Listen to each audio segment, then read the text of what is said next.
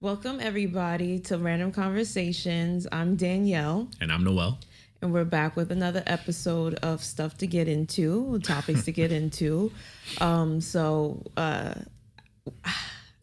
saw somewhere, and I think you saw it as well, but you had sent it to me, but I saw it before you, about millennials being the most drunkest generation ever.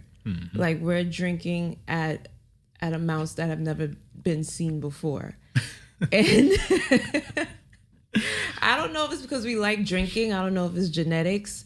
I'm thinking it's because it's a combination of both. We're probably stressed because all of the burdens from the past generations or all of the decisions made by the past generations have been bestowed upon us, meaning like we can't get, the job market is horrible. The house market is horrible. Like everything is just horrible right now. The state of the world is not at the best, at its best. Might not even get freaking Social Security. Yeah, and when we're of age to retire, our Social Security might be obsolete. We're probably not going to get it.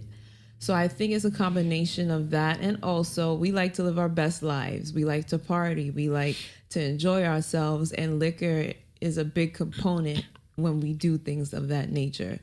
So I can agree that we're the most drunkest generation ever. I don't recall past generations stumbling out of clubs and doing all that extra stuff. So that's my spiel on that. I'm not surprised that we're the drunkest generation. Like you said, I think what's playing into it is social media in a big way. You know, a lot of people are voicing their displeasure with the way that their lives are going. What was it? Not too long ago, they had that lady who turned 40 and she had like a whole meltdown on TikTok basically because she didn't feel like she was supposed to be where she was, and she couldn't really pinpoint why that was. And the thing is, when you go on social media, you see a lot of people living their lives. They're going on vacations. They're buying homes. They're getting married. They're getting drunk too. Right. They're getting married. They're having children. And, you know, some people, they go on there and they look and they're like, what the hell's going on with me? I'm kind of stagnant. I'm in a job that I don't like. I don't have a significant other. I don't have children. You might have a dog, you know, and you living in a... I was told I'm going to be in a monastery. But I'm not drinking because of that. I'm drinking because I'm outside. But go ahead. Yeah, Sorry to cut you off. But yeah, so I think it's a lot of the stresses in life and the illusion that everyone is living a better life than you are, that a lot of people are running to the bar or running to the liquor store to drink. I don't think it's a good thing. You know who's getting paid? All the liquor brands. Right. And now there's a lot of literature coming out. Maybe that's what people need to start investing in liquor. No. Yeah, I mean, not? every successful athlete or whatever, they come out with a liquor brand or they're affiliated with a liquor brand. But you got to understand too, I think liquor and gambling, I kind of treat them the same. People like to, well, you see they're advertised heavily now. Liquor was always heavily advertised, but now that gambling is legal, it's everywhere. A lot of influencers are sponsored by gambling entities and betting entities. A lot of podcasts are. But people forget that, like alcohol, betting can also be a detriment to certain people in the society. A lot of people lose their livelihoods betting on games. They don't have any control. They lose their families. They lose their homes. It's a very real. I don't think they mean like drunk every day. Nah, well, there are some people that are drunk every day, and I think also there's an issue where you're leaning on alcohol and other drugs in order to have a good time, right? You should be able to have a good time outside of that, but a lot of people associate having a good time with having a drink, right? And now there's a lot of literature coming out with how bad alcohol actually is, and that if it was created today, it would have been designated a Schedule I drug. It does a lot of harmful things to your body that a lot of people weren't aware of, and now we're so accustomed to it. I don't see it ever going away. It's like cigarettes. They pushed it so hard during the past generations. It was in every movie, every commercial. And you That barely see people smoking cigarettes right. anymore. It took decades to kind of turn back the clock on cigarettes, and I think it's going to take a few more decades to turn the clock back on alcohol. I think the detriments of smoking cigarettes, I believe, is higher than drinking alcohol. Because there's people who live to 100 who say they drink every day. But there's people who live to 100 that smoke. Like, so you can't look at outliers and say that that's the norm. Right. And I think there's way more money in alcohol than there is in cigarettes. Now, today, that wasn't the case years ago. I found the article, and 23.4 billion. Studies revealed we're the heaviest drinking generation ever, spending more than $23.4 billion on alcohol a year.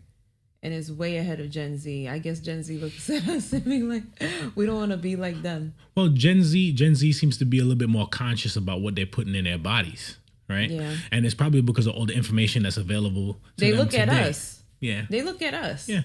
I mean, it's kind of sad sometimes when you see some of these people strung out on the street on whatever various drugs that they're on, whether it be fentanyl or crack or whatever. Alcohol is just as bad. You have Skid Row where people just wake up in the morning and all they're doing is drinking their sorrows away and stuff like that. Like, this is going to be a common theme that I always come back to during the course of our podcast run, is that life is hard, right? And some people use alcohol as a crutch in order to cope with the difficulties of life. That's not a good thing. I think that we could do better as a society if we're getting the information out there about the negatives about alcohol. You know what? I think millennials should get reparations. Reparations for what? For all the trauma that the past generations, like I said in the beginning, bestowed upon us. I mean, they're the reason why we are the heaviest drinking generation ever. Because all of their decisions have fallen on our lap. And now we have to face the consequences. We've been the most traumatized generation, period. We went through 9/11. We went through the war in Iraq. We went through the stock market crash and what happened in 2008. Something happened. That was the recession. Yeah, we went through a recession. Now we're going through all this stuff that we're going through right now. Inflation. You can't get a job that easily. You can't get a house that easily. That's a lot that we have to deal with that they didn't really deal with when they were our age. The most they had to deal with was what? The crack era? The crack era was pretty bad. But it's not as bad as this. The crack era was pretty bad. Yeah, but I don't think it's as bad as this. I don't know. They could afford stuff back then. They were able to buy houses back then. Well, I mean, you could buy a house now, but the thing is, but it's a lot of money. Right? You might not be able to afford to live where you want to live. Millennials are the highest. Like there's majority of millennials still living at home with their parents because they cannot afford to live on their own.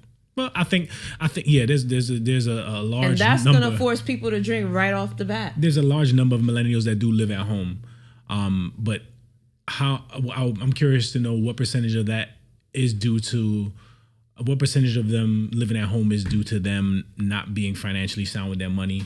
People back home, they were financially sound. Once you lose your job, everything goes away. You could have a whole family. You could have a whole husband and children and have to move back in. I've seen stories where people, they were making it. They were okay. But as soon as they lost their jobs, right back to mom and dad at their big age. I mean, that's going to happen. That's going to happen in any generation. You lose your job. You lose your job. You're not going to be able to afford your lifestyle. But it's at a higher rate with us, though.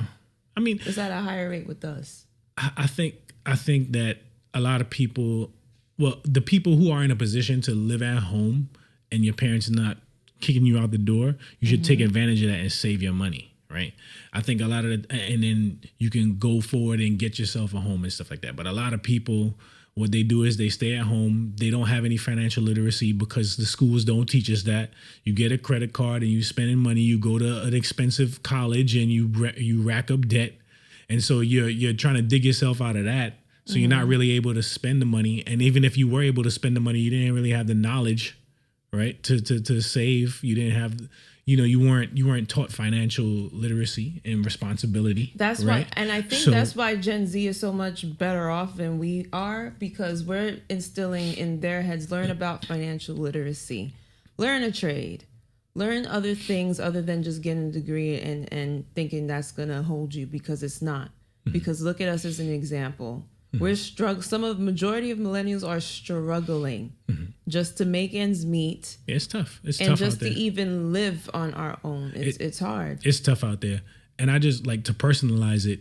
I never was really a heavy drinker, but all of a sudden, every Friday I go to the liquor store and get a bottle of wine because I feel like I got to relax from the stressful week that I had from dealing with the kids and all of that stuff that comes with that. You know, stress is definitely, in my eyes, the leading cause of the drinking issue that we have with our generation. It's true, like you said, you know, people can't afford to move out of their homes. No. But I also think that it's also people, because right now the hot thing is the gender wars, and especially between finding a significant other, and a lot of people feeling like, you know, they don't make enough money to even be attractive in the dating market and stuff like that. So what does that do to someone's psyche? You know what I'm saying? So there's a lot of issues. There's a lot of nuance to this particular topic. I don't think it can be summed up in just one thing. But if you ask me, I would think it's just a stress. It's the stress of, you know, society. And like you said, the bright side, we like to have fun, even though we stressing. We were still trying to enjoy our lives at the same time, because what else we're gonna do? But that's why I think it's either you're depressed or the other. It's either or. But that's why I think podcasts are so popular now, right? Because people just you go through so much, you just want to talk. It's almost like a venting session. Yeah, it's almost like this is what's wrong. Therapy, right? And we get to talk to each other. We may not necessarily agree, but we get to talk to each other, and we get to understand each other a little bit better. And hopefully, potentially, one of my goals in doing this is that I can help the viewer feel better about their situation, because they might feel like, okay, they're dealing with some of the crap that I'm dealing with too, right? So that's all I got to say on that topic. We're all right. I mean, I think we're the strongest. If you want to look at logistics, we're the strongest generation that's out there right now, because we're dealing with a whole bunch of shit. Now, I think the strongest generation was the greatest generation before the boomers. They had World War II, World War I. They dealt with potential world ending. We're strong in like a mental space. I mean. We have more emotional. It's a lot of emotional. We're more emotionally damage. Educated, right? We went through a lot of emotional damage. We're the most PC generation ever. We're worried about everybody's feelings and all of that stuff. I don't know necessarily if that makes us stronger as a society, because, as I said many times before, I feel that people need to build up their calluses as human beings in order to survive, because no matter how PC we want to appear to be online or to our friends, you know, you're still going to run up against people who feel a certain way, who behave a certain way, and don't necessarily respect you for you.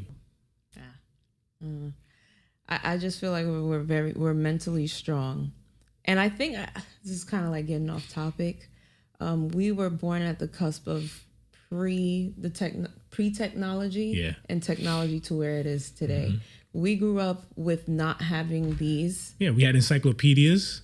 We had the phone books. Do we even have encyclopedias anymore? No, I don't think so. Phone books used to be delivered. I remember that. The pay phones, the ones that you have to use this. The rotary. All of that. It's just hard. Like, we're in a very precarious situation.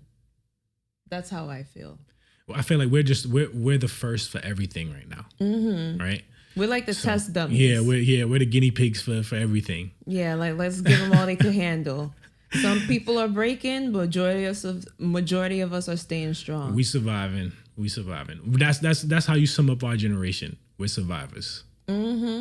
So I think this might be going into future generations, but China is making robots. They're crafting robots to carry children, like to carry babies full term and give birth. And according to the studies or the research, it's going to be cheaper to have a robot carry your baby than it is for an actual human, a surrogate, to carry a baby. I like that. I feel like it's going to be like probably like decades from now. I don't think it's imminent. No, they said in 2026 these robots are going to roll out. It is? And they selling them for about $13,000. As a woman, I don't know. I don't know if I would want a robot carrying my child. I'm not a woman, but clearly, but I can only speak to what I observe. What I observe on television, in real life, on social media, and I think there's a market there to be exploited. I think there's some women who want to be able to continue to strive and continue to meet their goals, and they don't want to slow down. Also, when they have a child, also the percentage of death rates when it comes to women having babies, especially women of color. Yeah.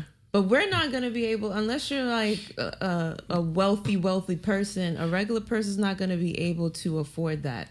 I mean, it is cheaper having a robot than a surrogate, but they're still not going to have the means to afford that. I mean, it's way Majority cheaper. of women of color, they're not going to have the means to afford that. It's way cheaper.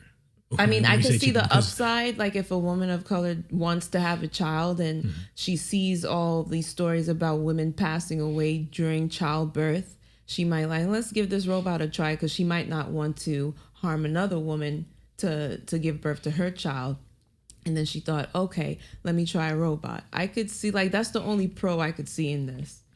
Well, there's a lot of pros, because there's you have the people that can't it's just so weird to me. You have the people that can't have children that would normally go the surrogate route, that would go the robot route and save hundreds of thousands of dollars, because they say the average cost of a surrogate is between $125,000 to $200,000, right? Yeah. So I could save that, put $13,000 into a robot, and have my baby. And listen, women's bodies will be snatched all the time. Right, and that's the thing too. There's a lot of pro. Right, there's a lot of women. There's a lot of women who elect not to have children because they don't want any alterations done to their body due to the pregnancy. Yeah. Right, so there's a lot of women who elect not to have children at all simply because of that. I could see this being a rich woman's sport. $13,000 isn't a rich woman's sport. I think if you have a good job, you could, and you save up, and you and your husband, decide to do it. You could afford a $13,000 surrogacy robot. They're gonna do that like crazy, because they're thinking, oh, as long as I don't have to mess up my body to give birth to a child, let the robot do it. I think maybe for our generation and generation after that, it might not be so mainstream, but I think it will get to a point where it is mainstream, and you'll see it a lot more common. Do you think the birth rates is going to rise? Because right now they're at an all-time low. Right. Nobody's having kids right now. Well, I think that is probably one of the reasons why they decided to do the surrogacy robot, was to kind of incentivize people a little bit more. They've been trying everything from giving people money and all types of benefits. Isn't China the country with a one-child rule or something like that? They had the one-child rule. They don't have it anymore? I don't think they have it anymore. Oh. You could Google it to just to verify that, but I don't think they have that anymore. But birth rates globally are down, right? I think the birth rates, because in order for us to even maintain our population, each woman it should be 2 children per one woman, right? I think the birth rates right now. Oh, it ended in 2015. It looks like, yeah. Yeah. See, so the China ended a policy first allowing 2 children in 2016, and later 2021 allowing 3 children. Right, because is a epidemic right now of people of low birth rates globally. It doesn't matter where you are. It says to put it in historical context, in 1950 the global average was around 5 births per woman. Today it's closer to 2.3 births per woman. So that's 3 less children per woman. Yeah. Right. So we're gonna have a population issue if we don't get this ship righted. In Japan, they have a major issue. I think they had something like, and I think more and more 1.5 million deaths, and they only had about 600,000 births. So I think more and more women don't want children. Yeah, and they're acting on it. Like, if I say I don't want children, I'm not having children. But why do you think that? They're focused on their careers, and they're focused on living their life. Some of them don't want the burden of having a child or children, because it's a lot. Do you think that's selfish? It is selfish, but you only live once. Right, you only live once, but you're living with no thought to the future. I mean, because does anybody, like, a lot of people don't give thought into the future. They're thinking, okay, I'm here right now, so I'm going to do the most that I can right now, because when I'm gone, that's it. Right. But if you think like that, then you can't blame the politicians for lining their pockets and not really making any lasting change. You can't blame them for blame them for trying to fix climate change, right? Exactly. Because they're not worried about their great grandkids and whatnot. They're worried about today. They're worried about their lifestyle today. So if us, the small people, are thinking only about ourselves and not about our future family members, then why would we hold the elected officials, who are human, by the way, to a different standard? I think we all have to, as a society, kind of be a little bit less selfish and kind of give back, right? We have to give back. But there are reasons. I think you can't blame them for thinking like that, because they're thinking like us. We're not going to be here in 2080. Some of us might. Well, there's going to be people are living longer and longer. Yeah, and with innovations, they're not caring right now. They're living life day by day, literally, and as people should live life day by day. You shouldn't live. You shouldn't live your life day by day. Is it good? No, it's not. It's selfish. But like I said, they're thinking of the mindset. This is my life. I have one life to live. It's not like I'm gonna be reincarnated. It's true. But how many parties can you go to? How many places can you visit? All that stuff kind of gets boring after a while.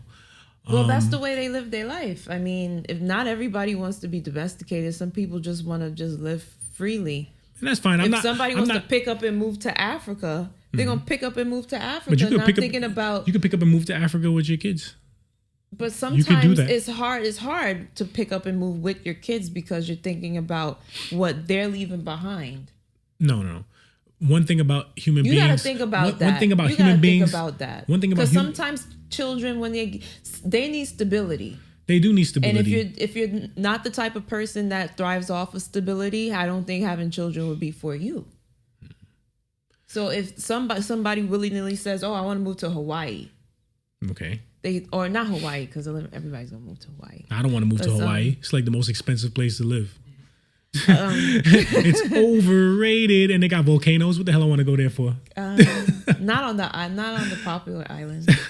I don't think. Well, I don't know all the islands. I think there's like 5 islands of volcanoes Hawaii. all over the place. I don't want to be there, and it's expensive. They said, "Oh, let's pick up and move to Malaysia or something like that." Mm-hmm. That's a far stretch from living in the States.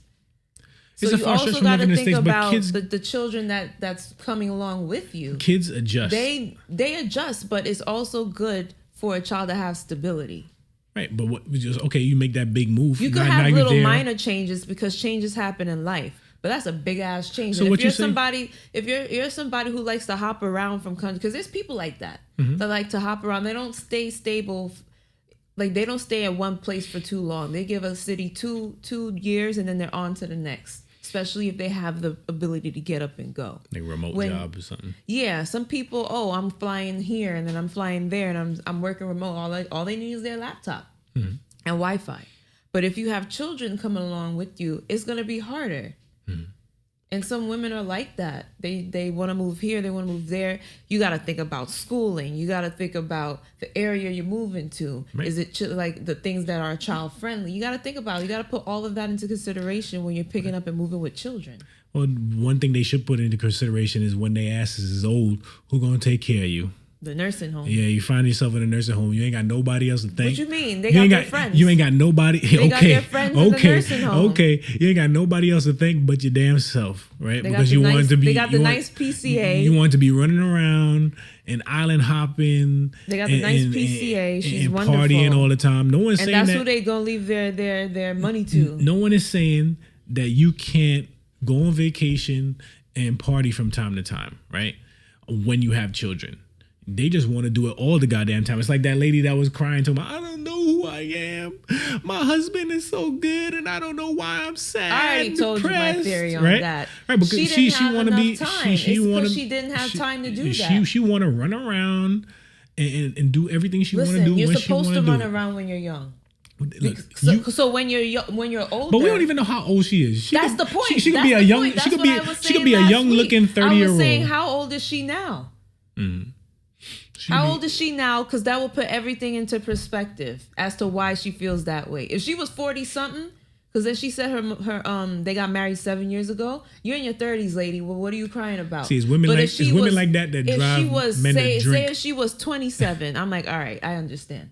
Because when you're in your early 20s, a lot of girls want to not be, Jezebel or anything like that, but they want to be outside. And they want to be outside. They want to test the waters. They want to have fun with their friends. Yeah, they want to be shaking their ass and, doing Nobody something strange for a little bit. Nobody said that. But it'll put into perspective everything that's going on with her as to why she felt that way. It will put everything into perspective.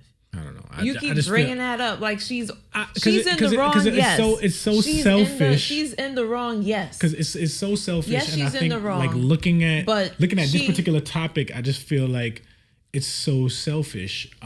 In terms of the topic itself is selfish. I feel like the topic of the robots is. I think it worked. I think it helps alleviate some of those concerns because you can keep your body. You can go to work. You ain't got to worry about people looking at you like, oh, she pregnant, so that means she about to go out on maternity leave, and she gonna, she might not be able to come to work every day, and she got appointments and stuff because employers kind of look at that. They're not supposed to, but they kind of judge women based off of that stuff. Well, that should alleviate a lot of those things. You can still, be who you want to be with this robot. Now, ethically, but a lot of women want to feel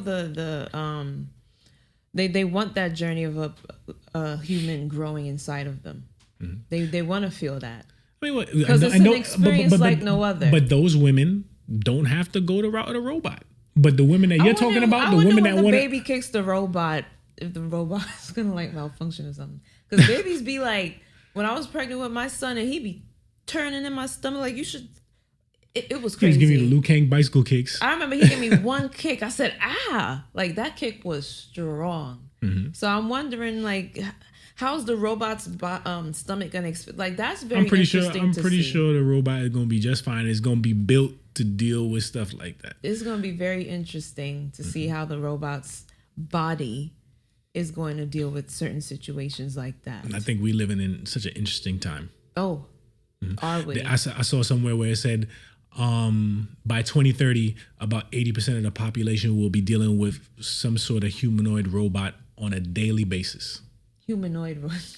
Yeah, so like a walking, talking robot. You know what I want to see? And it was crazy because I went to the Chris Brown concert and it took us legit an hour to get out of the parking lot.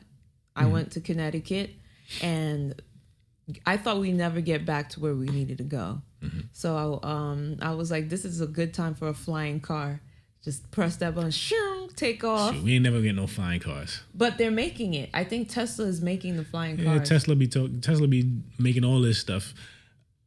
You know how much infrastructure got to be put in place now if you're gonna have flying cars? Because you're gonna have to. Not everybody's gonna get a flying car. Because you're gonna have to have a grid for the cars to fly in the air. Exactly. Car traffic. So everything is like gonna the have to change. episode of the Jeffersons. Isn't that in the Jeffersons? You mean the Jetsons? The Jetsons. My bad. The Jeffersons. My bad. I was close though. It's with a J. But yeah, that's what I would like to see in the future. That is it telekinesis or teleporting? Teleporting. Telekinesis is when you speak. I think through your you move things with your mind. I think. That too. And I also want teleporting to be a thing. So I could just snap my fingers and be where I need to be. Don't have to worry about traffic. Don't have to worry being too lazy, man.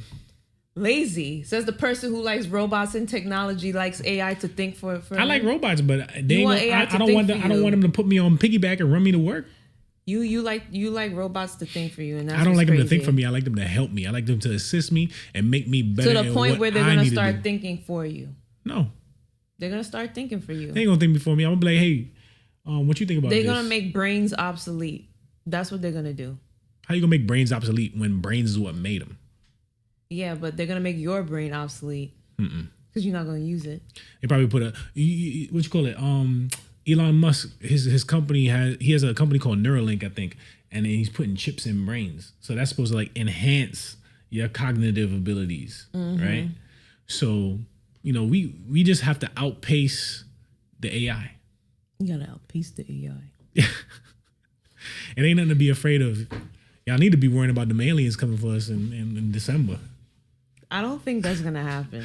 All right, we'll see. I'm tired of talking about robots and AI. This is the last time we're gonna talk about this shit until something actually happens. Don't send me nothing about no AI. Waymos and automated Uber cars is coming to New York City. Automated. That sounds like a disaster. You know, in no, it don't sound like a disaster. Automated Uber ain't going to freaking kidnap you. But what about all those people who ride the bikes that deliver our food? I don't care about them. They get on my goddamn nerves. Let me tell you that.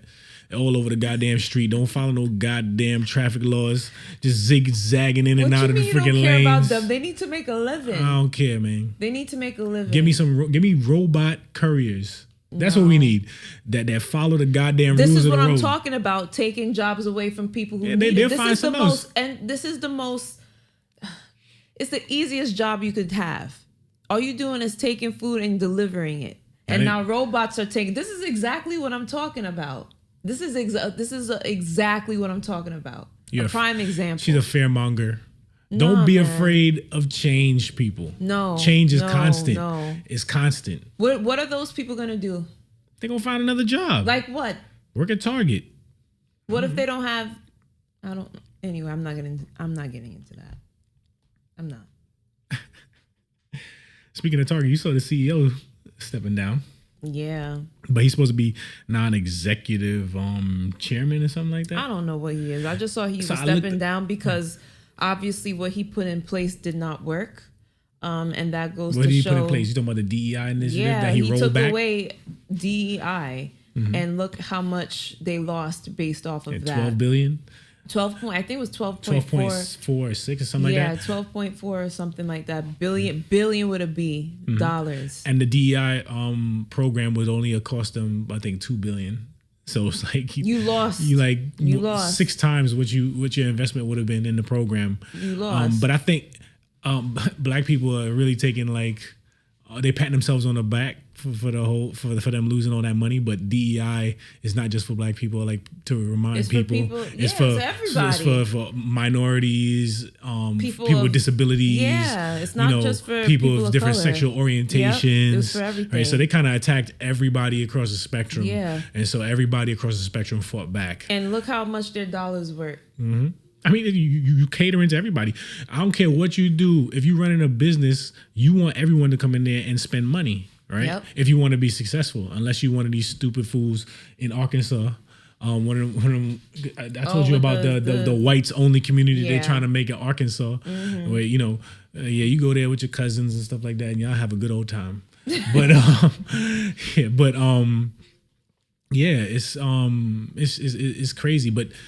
If you really think you did something, you really need to look into what exactly happened to that CEO, because it says that he retired from being a CEO. Another longtime employee took over for his job, and now he's in this executive chairman position, and his main task, his main duty is going to be to advise the new CEO. So basically, he's CEO. He's CEO. He's not CEO in title alone, but he still serves a purpose. He's still advising. He'll still be leading. His fingerprints will be on Target still. So what did we do? And now that people know that, they're still gonna boycott. You think so? That boycott, I didn't know that boycott was gonna be so damaging to that brand. I had no idea. But they're blaming it. They're trying to shift the blame away from the DEI blowback and put it more towards the competition that they've been facing. What competition? Amazon and Walmart and stuff like that, and they've been losing out to them. But people love Target. Yeah, I think it's a culmination of everything. Is the competition that they're losing out to? Because Amazon and Walmart was there, and they were competing right there with them. Right. But also their prices. There was no news about them losing any type of money before this happened. Yeah, but the thing with Target too, they used to get nice things at affordable prices, and now their price. You come out of there, you buy 4 things, you didn't spend $50. right? So they're kind of like pricing themselves out of the market at the same it's the time. same thing in Amazon. Nah, Amazon is still sweet, and you can't beat. They do have Prime Day. Yeah, they do have. They have Prime Day like 2-3 times a year. They do have so Prime you Day. Can't beat that. And then but you get your stuff right away. Sometimes my basket or whatever, it could be pricey. Depends on what you get. Yeah, it's like Target. It depends on what you buy. No, Target. It really depends on what you buy. Target got more expensive because you across can find the board. There's something on Amazon, and then you go to Target, it's cheaper. It really depends on what you buy. If you like expensive stuff, be prepared to spend money. But I think trivial shit like toothpaste and all that stuff.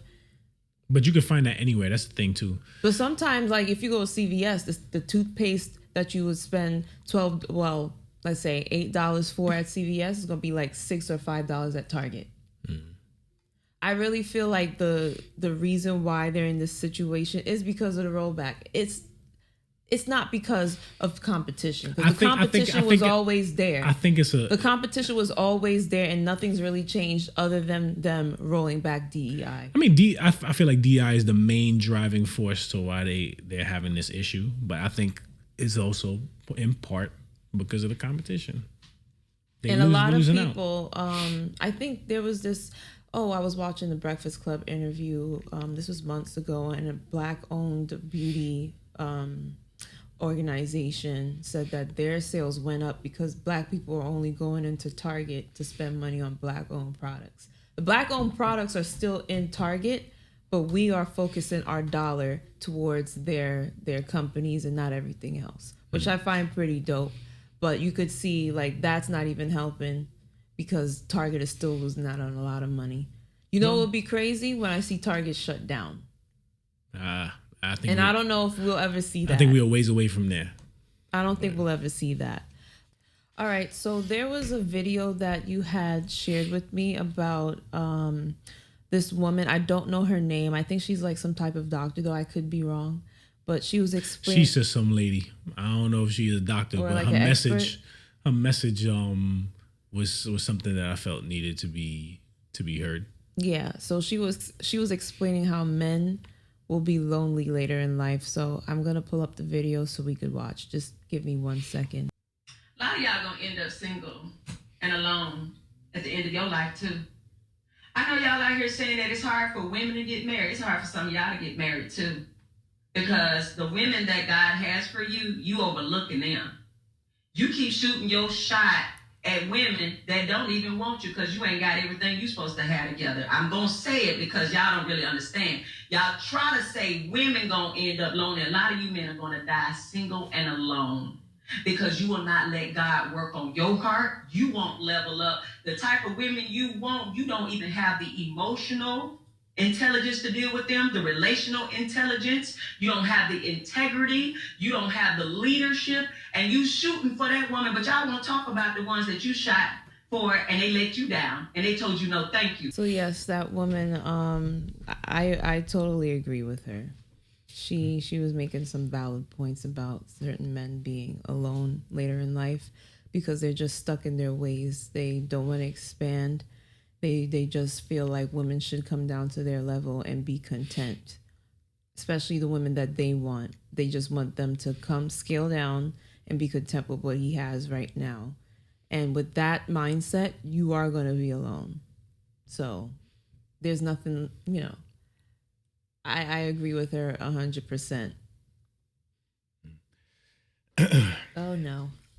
No. Here we go. No, I agree. I agree with her because there are some delusional. You agree? That's crazy.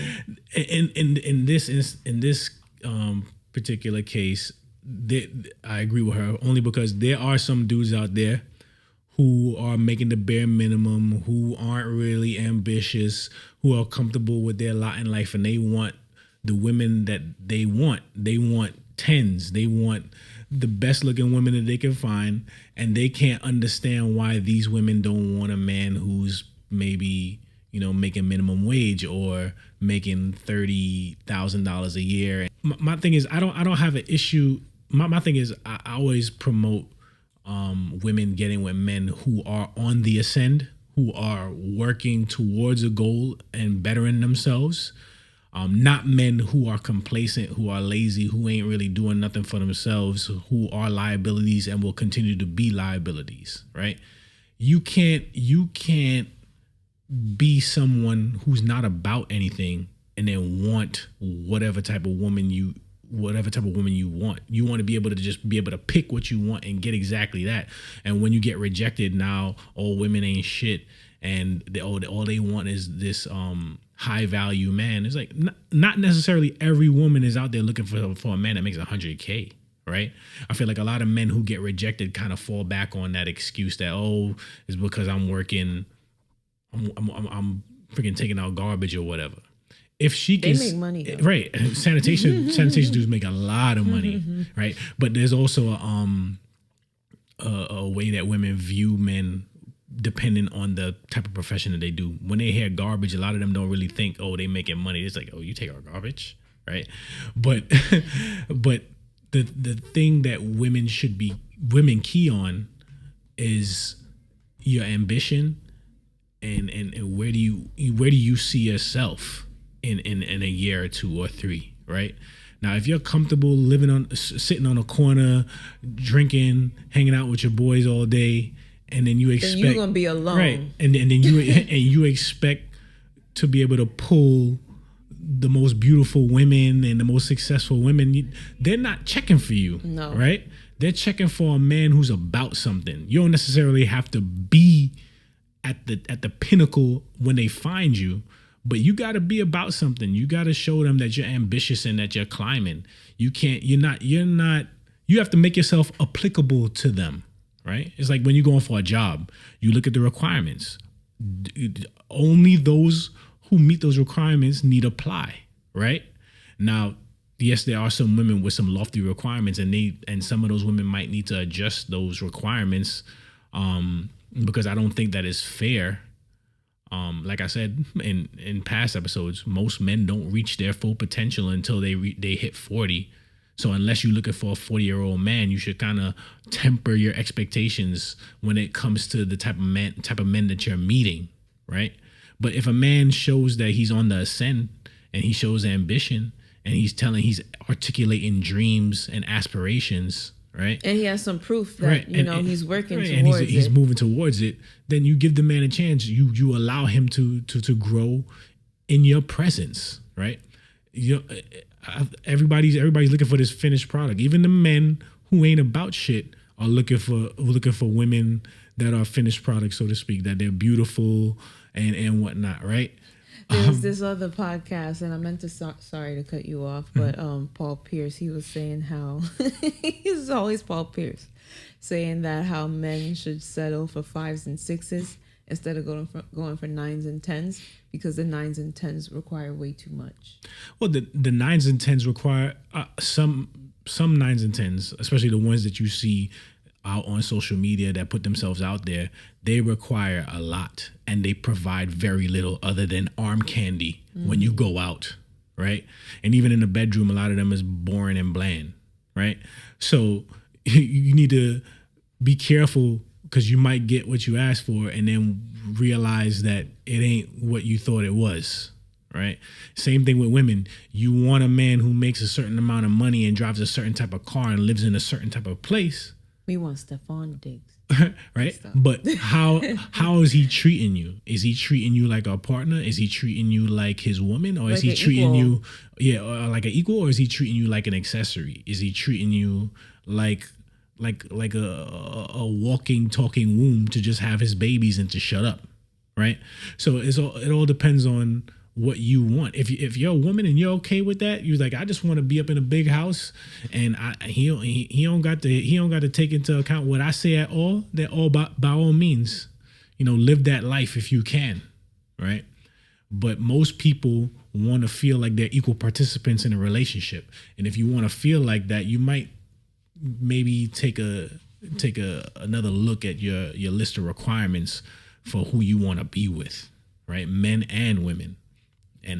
But as it pertains to what this woman said, she's saying that there's a lot of low value men. When I mean low value, means unambitious, low drive, friggin' low And education. They always want the woman with the most ambition. Right. That's like mixing oil and water. It's not going to work. Right. Because naturally, a woman wants to be taken care of. Right. And like even the most independent woman would like to be with a man who could take her out the rat race.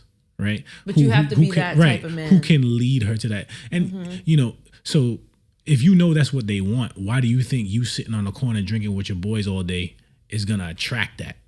Right. You got to be realistic. Everybody got to be realistic. Look yourself in the mirror. I feel like a lot of people don't really take a hard look at themselves. And that's what she was saying in the video. They don't want to change. Like, you have to understand that you are the problem. And if you don't understand that you are the problem, guess what? You're going to be lonely. You're going to be by yourself because nobody's going to want to deal with you. Why would we want an unambitious person? Why I have to be the one carrying the team? Moral of the story is, guys, get your shit together. Ain't nobody saying you got to be making $200,000, but be about something. Exactly. Right? Don't be a loser.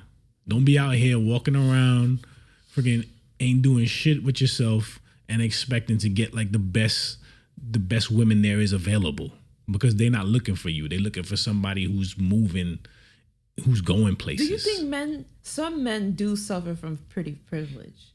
Oh yeah, men and women suffer from pretty privilege.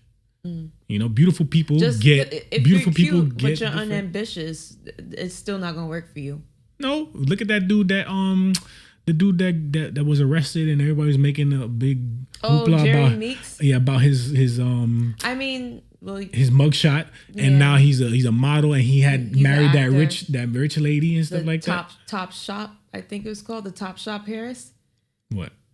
That's the one he was dealing with. I don't know. He married some rich lady, right? Who was like, she was the heir to a multi-million-dollar company. She was like, bring your broke ass on over here and just look pretty, right? And men and women are guilty of that. They like to say that that's men, but women are the same way. Because people will use their looks for everything. Right. And if people are gonna let you get over on them because you look better, human nature. Some people do. Human nature is gonna dictate that person to do that. You're gonna take full advantage of all the advantages given to you, right? If I'm smarter than you, I'm gonna use that on you. If I'm more attractive than you, I'm gonna use that on you too. That's just the way the world works. Yep. Okay, so on that note, I hope you guys enjoyed today's episode. Hopefully we see you back for next week's episode of Random Conversations. I'm Danielle. And I'm Noel. And don't forget to like, subscribe, comment, tell us what you think. If you have any things that you want us to react to or to cover, put it in the comments, and we just might put it up on the screen and chop it up about it. There are some comments on the last episode. We have to get to that. But thank you for watching Random Conversations. We will see you next week.